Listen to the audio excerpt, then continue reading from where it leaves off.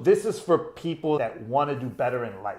And a lot of people don't. A lot of people are just perfectly happy, complaining about their job, complaining about their relationships, complaining about how much money they have. If that's who you are, there's no reason to pick up this book. Today we're going to be reviewing The 6 Habits of Growth by Brendon Burchard. Damaris and I just finished listening to it on Audible. So Damaris, what did you think about the book? I liked it and I didn't like it. I liked it because it brought back a lot of like fundamental stuff, things that I've learned over the years, you know, and it kind of just brought it to forefront because it has been a while since I read something like this. Okay. I didn't like it more so because it was very like get up your ass and do it, and that's scary. Okay, that scared you. That scared me. I agree with Damaris in the sense that the book is very fundamental. These are very common sense, practical growth habits that I'm sure we've all heard of in one way or another. But I also appreciate that because sometimes all you need is the fundamentals. Like if you're not doing the fundamentals, then don't worry about the advanced stuff if you're not getting the basics down. What I appreciated most about this book were all the personal stories, because he really opens up and he really shares a lot of personal stuff. And I think that's one way that I learn. I tell you my personal stories. I know you do. And I learn and I pay attention. If it was written as a textbook, then I don't think I would have paid as much attention. Yes, agreed. So Brendon, he talks about like he had a really bad breakup when he was in college. His girlfriend broke up with him, dumped him, and he even had suicidal thoughts about it. Then he had a huge car accident when he was working on a summer job. And don't ruin the book for them. Oh, I'm sorry. I'm not going to ruin the book. But he just gives you stories about like what he went through to kind of put him on the path.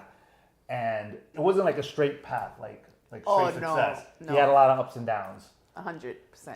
I mean, I think that's every successful person. Right.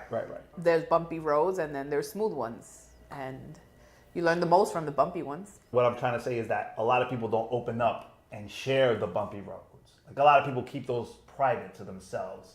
And they don't want to share when they're vulnerable or when they made mistakes. Well, that's why he's a top-selling author. There you go.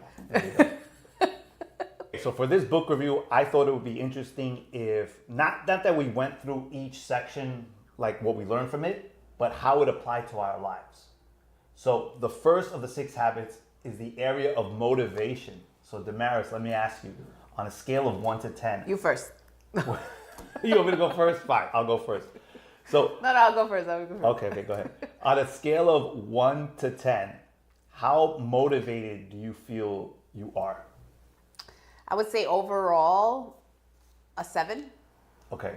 And that's just because depending on the area that I'm focusing on in that moment in my life, I guess, or in that time period.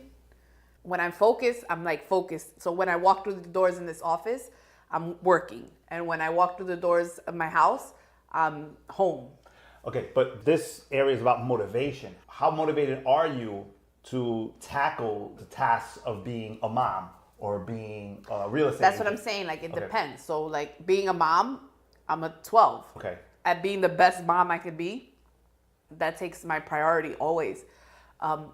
Walking in here and being a realtor, I would say maybe like an 8. Okay.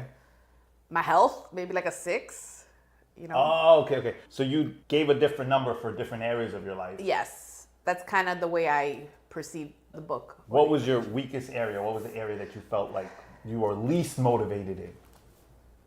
I would say relationships with others. Not my family, not my circle, not you, Andy, you know, my home life. I would say relationship with like friendships, business relationships, that is probably the least motivated that I care to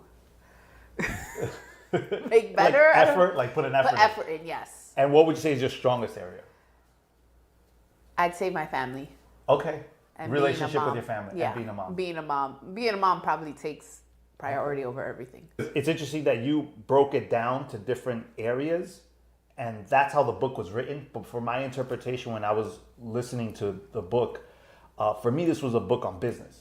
So I focused most of my attention on business, and I give myself a 9 out of 10. Like motivation is not my issue. Like motivation, I am super motivated to improve my business. What I struggle with are other things, but motivation for me is not one of those. So I guess my motivation comes from a lot of different areas.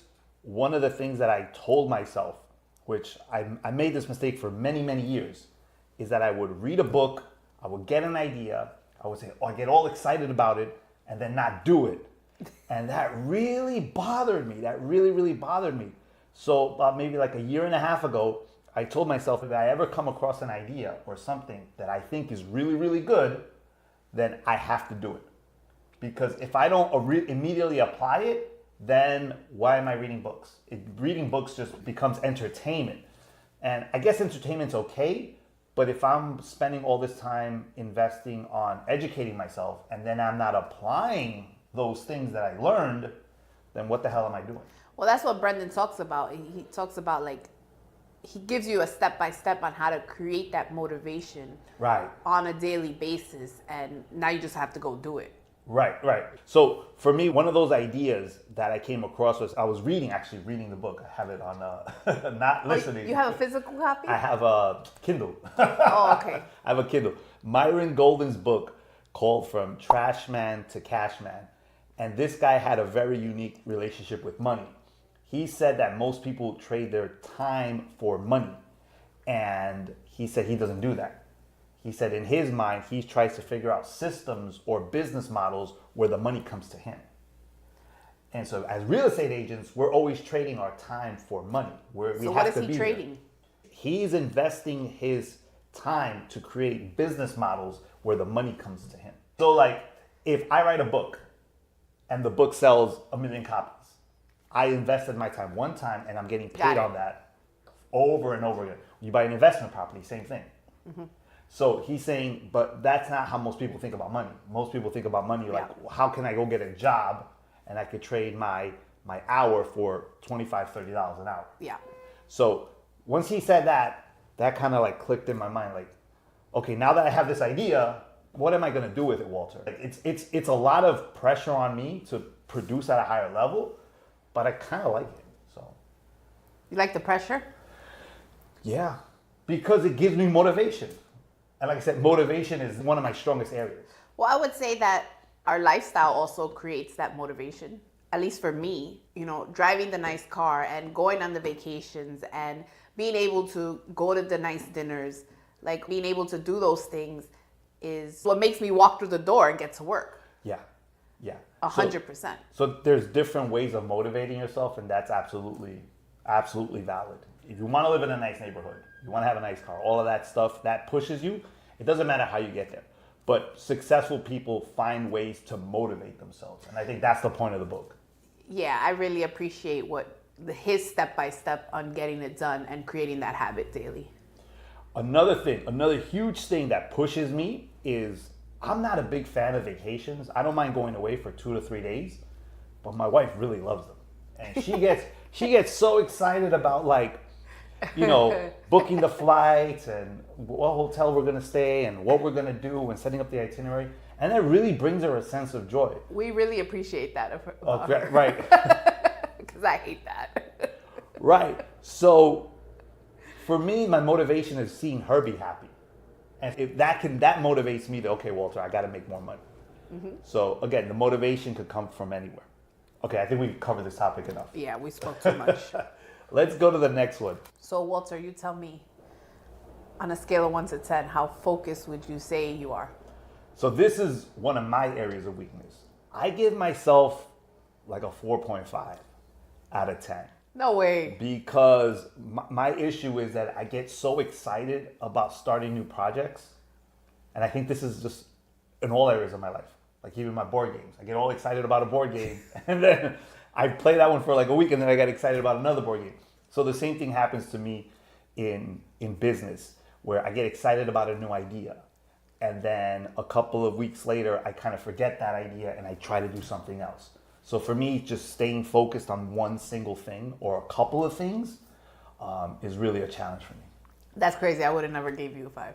Really? I mean, you do have a lot of ideas, yeah, but too many. Like it's just, there's no time to do everything. But I feel like you also have the discipline to just like focus in on the important things when it comes time to. Yeah, but my focus comes later. Like, I don't mind focusing on it now, but then a couple of months go by, a couple of weeks go by. Like, I look at Andy. Andy has like 3 things that he focuses on. That's it. He's been, works on his business, and then he has a band. And he's been sticking with that band now for like 3 or 4 years now. Like, he's just been adamant, and he's getting really, really good at it because he has that focus. And that's something that like I know I get easily distracted. So that's why I give myself a 4 out of 5. What about you? It's so weird that my brain wants to like separate everything. I don't know why. Like in general, I would say I'm pretty focused. Like when I want to do something, I just put my head down and figure it out. Okay. But there are times in my world where I'm not so focused as I need to be in my business, because other things take over. Or I'm not so focused on my family life, or I'm not so focused on my health or things like that, because just other things kind of take place. So I would say it's like maybe like a counter focus. So in some areas you feel like you're really focused, in other areas you feel like you're not, or you feel like you lose focus? Because I think losing focus is very common. I feel it is. I definitely lose focus all the time. Overall, am I a focused person? Yeah. How would you rank yourself? I think I could switch that on and off, honestly. Okay. There's something about, like, when I want to put it on, I just flip the switch and it's like time to go. At the expense of other things right. falling through the cracks. Yeah. Got it. Okay, so Damaris, how well do you feel you prioritize what you stay focused on? And you say, okay, this is the most important thing. Because you're absolutely right. None of us have enough time to focus on everything. That's almost impossible. And you're super busy. You have a job, you have a future husband, you have a 3-year-old, and you're pregnant. Like, there's a lot to focus on. That's what I'm trying to say. So how well do you prioritize, like, what's the most important? What's second most important? What's third most important? I would say 1 out of 10, maybe a 7. Okay. When I know that things are important and when they need to get done now, it's very easy for me to kind of just put my head down and just go. Okay. But that also comes at an expense of everything else kind of just like falling apart. And that's normal. That's part of being focused. Yeah. But sometimes I do easily get distracted. That's a given, especially when it comes to business. Okay. I'll walk through the door here in the office and like want to get everything done, and then the phone rings, or I have to pay a bill, or I need to do some shopping, or we need dinner on the table tonight, so we have to figure out what to make, or you talk to me for 30 minutes. And now I feel bad because sometimes Maddie comes to the office and I'm like, Damaris, what? And all of a sudden 30 minutes go by and she's like, Walter, I need to get back to work. And like, yeah, but it's a give and take, you know what I mean? Now that I'm speaking out loud and having like putting this out there, I'm beginning to realize that this is the reason he wants you to journal every day and exercise every day. Yeah. And read every day. Yeah. It's to create that motivation and keep you focused on that daily basis. So when I do walk through those doors, it's like, okay, you have 4 hours to get everything you need done. Go do it. Got it. And that's really helped me is in the morning, and this has to be harder for you because you have a 3-year-old. So it's easy for me to say, Damaris, why don't you just journal every day? Or Damaris, why don't you just listen to an audiobook every day? Because I don't have kids. Yeah, and because Arya wants to listen to Baby Shark on the way to school. Yeah. It's got to be harder for you, but also with that difficulty means you have to try even harder. Yeah. Agreed. And so for me, my morning routine is something that I think really, really helps me. Like, I start from the minute I wake up, I'm in the shower and I'm listening to an audiobook or I'm listening to a training course. And like that for me starts like immediately. When I get to the office, it's a meditation. I'm doing like a 90-day challenge meditation right now. And then I started journaling because of the 6 habits. And that really helps me stay focused on what I'm supposed to do every day. Yeah, I got to start journaling. I think that might be the shortest shortcut. Got it. The shortest shortcut. The quickest shortcut. So one thing interesting that Brendon said about journaling is he said something like, You could have two people that lead the same exact lives and they're doing the same exact things, have the same exact relationships. One will be really grateful and happy, and the other one will be stressed and pissed off. Mm-hmm. And he goes, it's because of the reflection on what's happening, you know? So you could either make life happy and excited and grateful that you're here, or you could focus on all the miserable things that are happening. Because there's kind of good and bad in everyone's life as they go day to day. Yeah, agreed. So Brendon Burchard breaks down the areas of focus in your life. And so he gives you like 8 or 9 different areas. Okay. So mental health, Damaris, how do you feel about your mental health on a scale of 1 to 10? 8. 8. Okay, so good. You don't beat yourself up or get depressed, nothing like that? No. Okay, you're pretty good about that? I'm good about protecting my mental health. Okay, good. Except when I don't. For me, I think this is an area that I've improved upon tremendously. So I would give myself right now like an 8.5, maybe even a 9 for mental health. What about physical health? Maybe like a 3. A 3, okay. Just because I eat pretty well, like what I put into my body, okay. But very little movement. Okay. Very little movement. Okay. For me, I give myself a 4 out of 10 with physical health because I know I could be healthier. I know I could eat better, and I know I could exercise way more.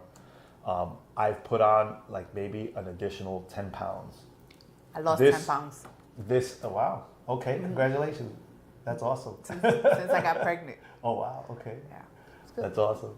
So for me, I went the opposite way because we're not playing tennis and because it's so cold outside. I've done very little exercise. Those are excuses. In the last 6 months, I know there are excuses, but this is my area. This is probably my biggest area where I need to focus on. What about relationship with family? 9. 9, very good. That's maybe awesome. Even a 10. Okay. What do you give yourself for family? 6.5. Yeah, that's right on point. I will spend more time with my parents. They live in Queens. I live in Westchester, so if they don't come over here, I hardly ever see them. But you don't have to see them to spend time with them and grow relationships with them. That is true. Because I talk to mom every day. I talk to mom once a week. Do better. I know. That's another area that I can improve on. What about finances? Maybe like a 6. A 6 out of 10? Yeah. So what can you improve with the finances? We need to create, or I need to create, because I'm not married yet. No. We need to create more avenues of income. Okay. And kind of prepare better for retirement. Okay. So that we're both not working at 70 years old. Yeah. That's definitely not the goal. Yeah, I agree. I'm like a 7 out of 10. I think I've improved tremendously on finances. I paid off all my debts. We have savings. We're trying to buy another property. But we also spend a lot of money. And the big thing, I don't want to reduce my quality of life because I don't want to be that person that saved money their entire life and never got to experience, never went on vacation, never got to enjoy it until it was too late. But I do feel like I need to catch up on making more money in different ways as well. Okay, what about mission? I put a big question mark on this one. Okay. Because I don't know. You don't know what your mission is? I don't know what my mission is. Okay. Part of me feels like I understand my purpose. Okay, so I was going to bring up purpose. Do you understand the difference between mission and purpose for you? No. For you, it's the same thing. For me, it's like one big mush. I kind of agree. Your mission is your purpose. Okay. So maybe we need to go back and like listen to it. Yeah, maybe we need to go back and listen to that section again. But I think that the mission conversation, we can have it in the purpose section of the book. So let's go to the next one.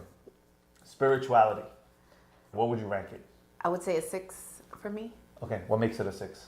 I just don't put time and energy towards it as much as I know I should be putting towards it. Okay, so for me, I think spirituality means many things to different people.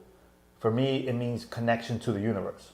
That's what it means. To me, God is the universe and vice versa. To me, it's all one thing. And so for me right now, it's probably like a 7.5. I try to meditate every day, and to me that brings a connection to the world around me. What about, this is an interesting one, adventures, going to new places, trying new challenges? What would you give yourself?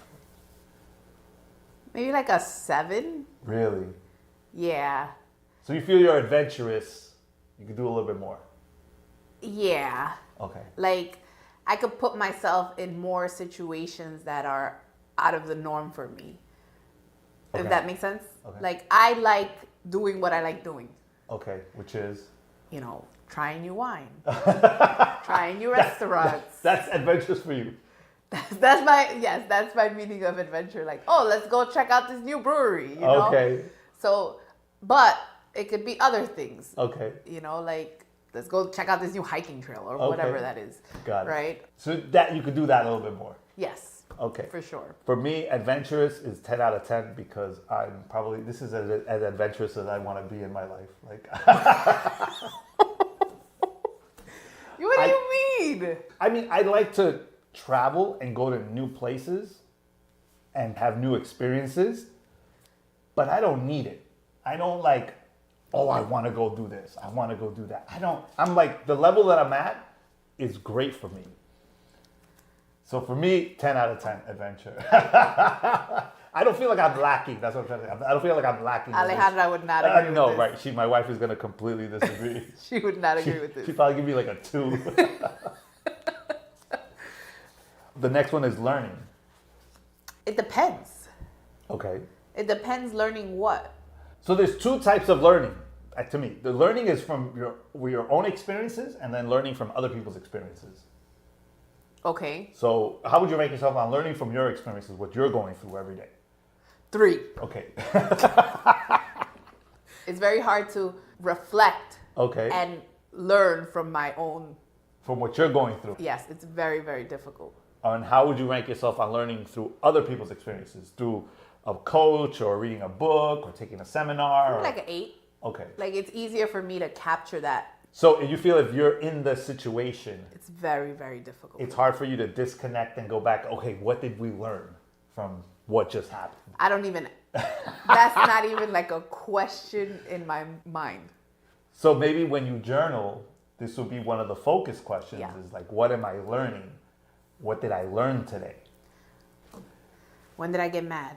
What did I learn? What can we do better? Okay. That's Okay. for sure. Okay. Growth. What would you rank yourself? A 6. Okay. What makes it a 6? Maybe a 4. Oh. Between a 4 and a 6. You know, 5 is between 4 and 6. Yeah, but it's not really a 5. And sometimes it's 4, sometimes it's 6. Yes. Okay. So, I don't know, like when you say growth, like what do you mean? Like, Do you feel like you're growing as an individual in all aspects of life or the aspects of life that you feel are the most important? Have you grown as a friend? Have you grown as a real estate agent? Have you grown as a parent? yes. Okay. In that case, I'll give myself an 8. An 8. Okay, that's a big range. Yeah. What made you say 4 in the beginning? Because I feel like I don't put time and energy into growth. Okay. Like, I don't focus in on it the way I see others do. Like, for me, it just comes more like a, not natural, but like... Organic? Yeah. Okay. I don't know if that makes sense. It kind of makes sense, yeah. Yeah, because we're growing naturally. We're growing all the time. I was forced to learn to be a mom. There was growth there. A lot of growth. But you weren't like looking, well, you kind of were, but you weren't like looking for the growth. You just wanted to be a mom. And then, oh man, there's a bunch of growth that comes along with it. Yes. And then Interesting. I wasn't looking to be a great realtor, but in order to make money in our business, I have to improve my skills. So it just kind of came along with. That's interesting. That's why I gave myself a 4, because it's not like I'm like, oh, today I'm going to learn how to do this and I'm going to grow into being a better mom. So you start with the B at the end. If you want to be great or you want to do something like be a parent or make a lot of money, now you have to figure out, okay, how do I do it? Yeah. And then the growth comes afterwards. Okay, that's interesting. What do you think is your weakest area out of all of these? Mental health, physical health, family, friends, finances, mission, spirituality. The weakest is definitely the health for me. Health. Me too, probably. Yeah, because I put no time into moving my body. I agree. I love playing tennis. So when the weather gets better, I will be playing tennis. Hopefully we'll be playing tennis this weekend. But if it's cold outside, it's hard for me to be like, okay, let's do exercise in the house. You know, that's not going. That's not. No, absolutely not happening in my house. Okay, let's go to the next topic, which is confidence. Oh yeah, confidence. I didn't even read this chapter. Didn't even read this chapter. Were you skipped over it or? No. Oh, you didn't need to. I got it. Okay. No, I read it. You listened to it? Yeah. So the next of the 6 habits of growth is confidence. And so, Damaris, how would you rank yourself on a confidence level on a scale of 1 to 10? All right, this is interesting. Because when I started listening to this chapter, I kind of like rolled my eyes and was like, I don't even need to listen to this because I'm confident, right? And that's kind of always been my attitude towards things. Okay. And I was like, I'm like a 12. There's no doubt in my mind. 12 out of 10. 12 out of 10, confident. And by the end of the chapter, which was probably like 30-minute listen, Okay. I was like, wow, I'm more like a 7 Okay. out of 10. The biggest thing that stood out for me was when he said that confidence is in believing that you can do anything that you put your mind to. Right. That faith inside of you. That's faith, confidence. Yes. And I was like, that's what stood out the most to me. So you felt you were lacking faith? Like, in what sense? I questioned myself Okay. about everything. Okay. So, Give me one example. all right, let's talk about real estate, Okay. right? I get a lead and it's like an up-nest lead Okay. and it's $1 million lead. I've never called $1 million lead. Okay. So a seller A seller. or buyer. No, buyers, yes. Okay. 90% of my business is buyer business. Okay. So- I see. So now you're dealing with a seller, and now you're dealing with an expensive seller. So Yeah. now the confidence comes into So question. the confidence comes into question 100%. Yeah. It just kind of made me reflect a little bit on what needs to change and what needs to happen for that not to continue, because it does stop me from doing things. Got it. Got it. So for me, I rank myself on confidence. I give myself a 7 out of 10 as well. Because I know, although I'm very confident in some things, I know there's other areas where I lack tremendous confidence. Like for me, the biggest one is being comfortable in front of a camera. Like for me, this is still a struggle for me to just relax and just be my normal self. And so a couple of the tricks that I play on myself is, number one, I always tell myself this doesn't count. Like this is always practice. So even if I get that seller lead and it's This counts. It doesn't. This is real life. I know. But if you put that much pressure on yourself, You're right. So I get nervous. I turn the camera on and I get, oh my God, what's gonna happen? The camera's on. I always tell myself, this is a practice video. This video is not going anywhere. It's gonna melt you. Another tip that I use is that I take action immediately. Because the longer you wait, the longer it takes me to hit record on a camera and just talk, the nervousness grows and my confidence starts dropping. So for me, I just hit record and that's it. And now we're in it. So I would say the same thing for you. Just hit call on the up-nest lead and just whatever happens, the phone is ringing, now you have to perform. Yeah. Now you don't have time to be nervous or lack confidence. Okay. So, Damaris, you say you're a 7 out of 10, but I think the world sees you like as a 9 out of 10. Yeah, but it doesn't really matter what the world sees me at. I think it kind of does, because you could kind of like fake it till you make it. That doesn't, no, you don't buy that? I think it's worth something for the way the world sees it. But then again, you also want to work on the insides and what's happening on the inside. Because you could fake it till you make it when you're 25 years old, but when you have kids and houses and you have a bunch of stuff to do and all these responsibilities, there's no faking it till you make it. It's That's like, true. You have to make it. It doesn't matter what the rest of the world sees. That is true. That is true. But I've always thought of you as a confident person, like confident in your abilities.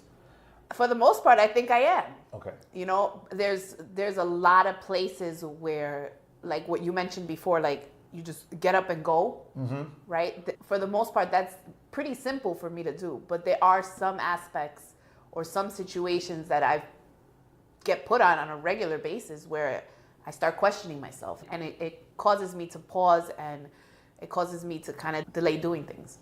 And that's one thing, my confidence has grown tenfold over the last 20 years, because I used to be very much like that. I had a lot of fears stop me.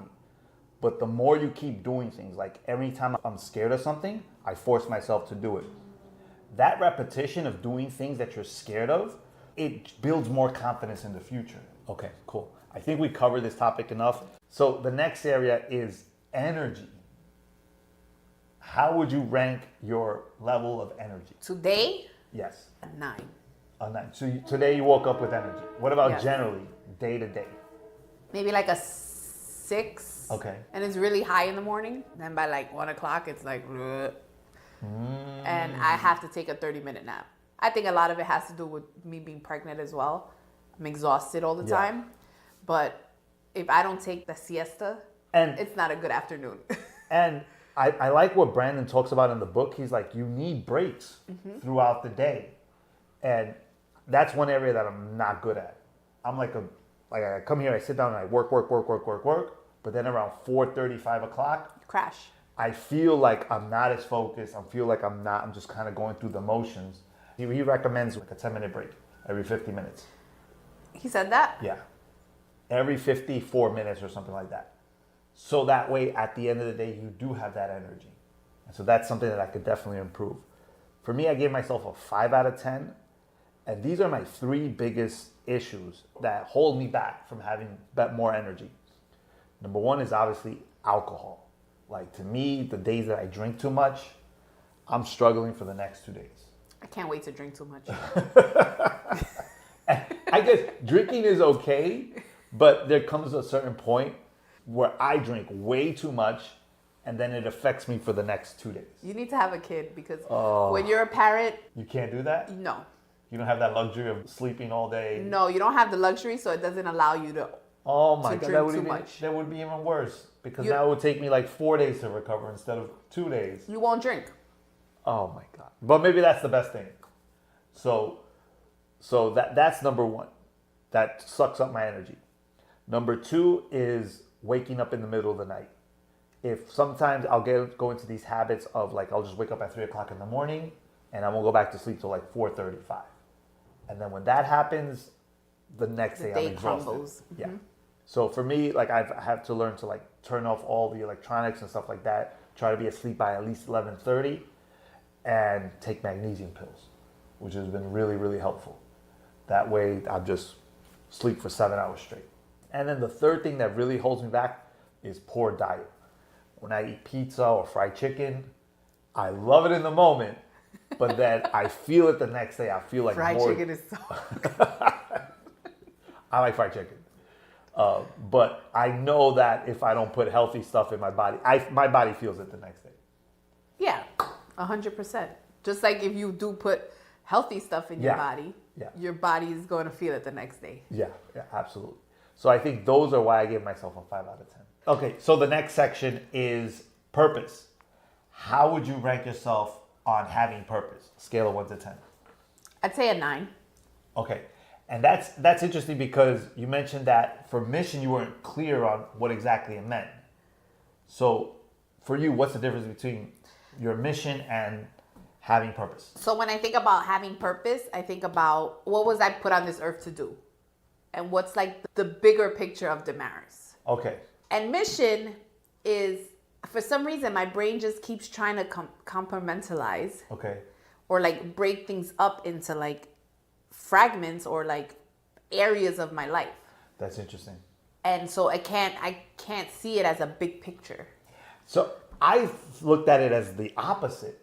For me, the mission means the big purpose, the big reason why you're doing things. And the purpose is what you're doing right now. Because when he speaks about it, he said his whole purpose changed once his dad got cancer. Once his dad got cancer, he was like, my purpose changed. It was no longer about me trying to be a great speaker or a writer.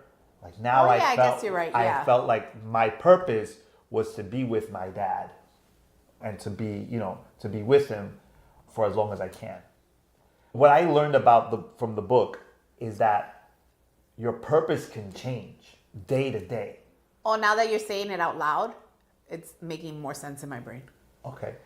Because I think I've had the excuse to not select a purpose because I felt like if this is my purpose, then it needs to be like this for the rest of my life. And what I really appreciate about the book is that he said, no, your purpose can change whenever you want it to change. Like your purpose is supposed to help you, drive you and motivate you right now for today. Tomorrow, your purpose could be something else. It doesn't have to be this lifelong commitment of like, I'm going to sell real estate for the rest of my life. Who cares? We could do something else tomorrow. You know? And so the purpose is supposed to drive you today, but it shouldn't be like a lifelong decision. So then what's the mission? The mission is your overall. That's like what you were put on this earth to do. So we look at it differently. And that's fine. It is fine as long as both are being purposeful. As long as you know like what's driving you and what you have purpose for to do. Yeah. Okay. So the last part of the book is leadership. Okay. And I have to share that this part of the book is what made me want to share the book with everyone I know. Okay. And also made me very scared to share the book with everyone I know. Okay. Because it brings so much to, like, you almost put a spotlight on yourself. Okay. And you start asking yourself, how am I performing? And how am I being a leader for the people that I need to be leading? Okay. You know, whether it's your kids, your husband, your coworkers, whatever that leadership scenario is. Got it. So how would you rank yourself on a scale of 1 to 10 on your leadership skills or what you've been doing? I'd give myself a 7. Okay. For me, the biggest leadership role I probably carry today is being a mom. Okay. So when he goes through the different things that you want to question yourself on and the different things that you should be doing as a leader, I feel like I'm doing those things. Okay.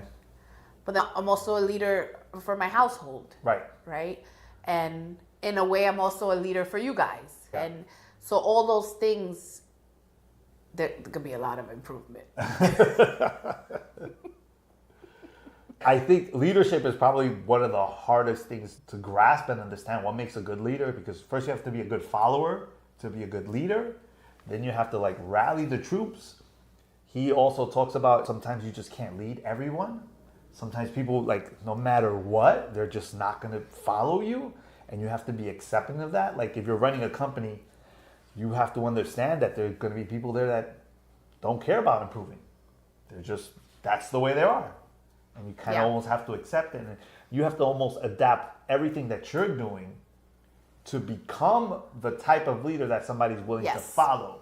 So it's more about you changing who you are than for you to try to change someone else. That, I think, was very eye-opening. Like, it's not about, hey, you need to listen to what I'm saying. Is that you have to become the person that the other person wants to listen to. And so for me, I rank myself a 5 out of 10 on leadership because I know this is an area that I could drastically improve on. I've taken a step back on my approach to leadership with my team, my real estate team, because for a while I was trying to motivate them or trying to push them to do better. And I realized that I should really try and be pushing myself so that I can do better first. Like, to me, that is how I've chosen to lead. And I'm always there for them. Like my example? Yeah. Instead of me trying to push you to do more sales or try to push Andy to do more sales, I realized, look, I have to really work on myself first. And I'm there to help you guys and answer any questions, and we'll work on stuff together. But I'm not trying to get results through others. I know I need to get results through me first. That makes sense. And so for me, that leadership switch has kind of made me realize, like, I'm really like a 5 out of 10. And this is an area that I can improve a lot on. For sure. Absolutely. Absolutely. Okay. Anything else you want to add about the book, about your experiences or anything like that? Brace yourselves. No, it's an easy read. If you need that kind of reminder of like, hey, these are the things you need to really focus on. Okay. It's a really good book to pick up. And so this is for people that I think that want to do better in life. If you're, and a lot of people don't. A lot of people are just perfectly happy, Yes. complaining about their job, complaining about their relationships, complaining about how much money they have, complaining about their boss. So if that's who you are, then there's no reason to pick up this book. But if you're trying to improve who you are as a person, who you are as a leader, who you are as a parent, who you are as an employee, then this is definitely a book that you should check out. So if you want to listen to the 6 Habits of Growth, there's a link down below in the description so you can sign up for your own Audible account. For me, Audible has been one of the best tools that I've come across to help me on my personal development journey. And that's because it's super affordable. It's $15 to $20 a month, depending on how many book credits you want.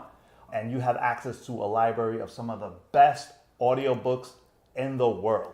Thanks again for watching, guys. Don't forget to hit subscribe, and we'll see you next time. Bye.